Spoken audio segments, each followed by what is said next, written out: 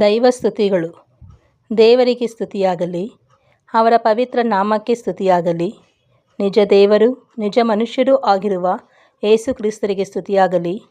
ಯೇಸುವಿನ ನಾಮಕ್ಕೆ ಸ್ತುತಿಯಾಗಲಿ. ಅವರ ಅತಿ ಪವಿತ್ರ ಹೃದಯಕ್ಕೆ ಸ್ತುತಿಯಾಗಲಿ. ಅವರ ಅತಿ ಅಮೂಲ್ಯವಾದ ರಕ್ತಕ್ಕೆ ಸ್ತುತಿಯಾಗಲಿ. ಬಲಿಪೀಠದ ಪರಮಪ್ರಸಾದದಲ್ಲಿರುವ ಯೇಸುವಿಗೆ ಸ್ತುತಿಯಾಗಲಿ.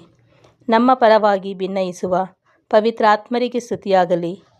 ದೇವರ ಮಹಾತಾಯಿಯೂ ಅತಿ ಪರಿಶುದ್ಧರೂ ಆಗಿರುವ ಮರಿಯಮ್ಮನವರಿಗೆ ಸ್ತುತಿಯಾಗಲಿ.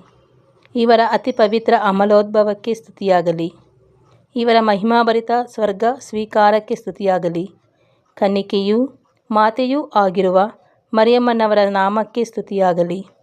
ಇವರ ಅತಿ ಪರಿಶುದ್ಧ ಪತಿಯಾದ ಸಂತ ಜೋಸೆಫರಿಗೆ ಸ್ತುತಿಯಾಗಲಿ. ತಮ್ಮ ದೂತರಲ್ಲಿಯೂ ಸಂತರಲ್ಲಿಯೂ ದೇವರಿಗೆ ಸ್ತುತಿಯಾಗಲಿ. ಆಮೆನ್.